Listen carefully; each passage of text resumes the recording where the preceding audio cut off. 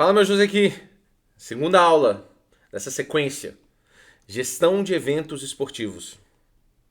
Pessoal, acho que a primeira coisa que a gente precisa fazer é definir o que é um evento esportivo. Então eu vou dividir a tela aqui com isso, como uma estrutura de um PowerPointzinho, para a gente poder ir estudando esse PowerPoint enquanto eu vou falando ele para vocês. Tá certo? Então, o que é um evento esportivo? Já vamos trazer esse questionamento. Eventos esportivos são todos os acontecimentos previamente planejados, organizados e coordenados, de forma a contemplar o maior número de pessoas em um mesmo espaço físico e temporal, com informações, medidas e projetos sobre uma ideia, ação ou produto, apresentando os diagnósticos de resultados e os meios mais eficazes para se atingir determinado objetivo. Eu não sei quanto a vocês, mas muitas vezes eu tenho a impressão de que essas definições da doutrina, quando a gente lê pela primeira vez, elas são amplas, elas são vagas e elas são um pouco distantes da nossa realidade, né? Eu não sei se vocês têm essa ideia. Mas quando a gente chegar no final dessas aulas, eu tenho certeza que vocês vão olhar para essa definição e vão entender ela de uma maneira melhor. Ela tem pontos relevantes. O planejado, organizado e coordenados, né? Que eu acho que aqui ele tenta abranger algumas situações específicas de como que esse evento pode ocorrer, tá? Mas então ele é organizado de alguma forma, pessoas em um mesmo espaço físico, tá? E esse espaço físico pode ser mais de um. São os mesmos espaços físicos, aqui eu acho que já tem, por exemplo, nessa definição um erro.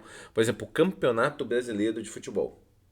Ele acontece nos mesmos espaços físicos, que são os mesmos estádios, em geral, por exemplo. Tá? E ele é temporal, ele tem uma definição de tempo. Ok?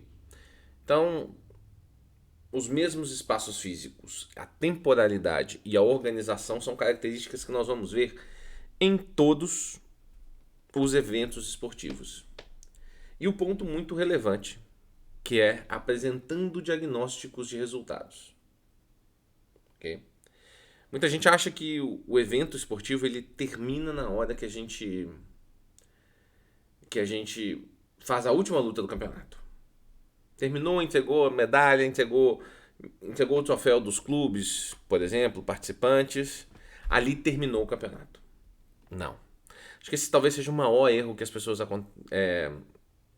elas fazem, tá? Muitas vezes, sem saber, pós-campeonato, elas ficam entre elas ou entre aquelas pessoas que coordenaram, elas ficam discutindo o que foi bom, o que foi ruim. Isso, na verdade, é um diagnóstico de resultados. Todos nós fazemos. Mas quando a gente não tem um diagnóstico de resultados mais claro, a gente às vezes esquece, por exemplo, de um ano para o outro, quais são as melhorias que você precisa fazer, que você já analisou, tá? Então ter um diagnóstico de resultados é muito importante, ok? Então vão ser essas características que vão determinar um evento esportivo. E, bom, como eu disse, essas definições muito amplas, por que elas precisam ser amplas? Elas precisam ser amplas, senhores, porque eventos esportivos não são só campeonatos. Mais pra frente eu vou ter uma listagem de coisas que são possíveis eventos esportivos que vocês não têm ideia do tamanho. Vocês não têm ideia das possibilidades que a gente tem. Óbvio que algumas são mais ligadas à nossa área, que é o judô. E outras não. Mas vocês vão ver o tanto de coisa que cai dentro de um evento esportivo. Por exemplo, um curso de gestão esportiva, ele é um evento esportivo de alguma forma. Ok? Para vocês terem uma ideia desse exemplo. Então, essa definição às vezes tem que ser um pouco mais ampla por causa disso. Para abranger todas essas características de todos esses eventos. Perfeito? Isso aqui, que já pulou, eu acho que eu vou dar na próxima aula. Eu vou tentar diminuir o máximo possível. Vou tentar fixar em alguns temas para a gente poder digerir eles com mais facilidade, tá certo? Então, eu vou encerrar aqui hoje.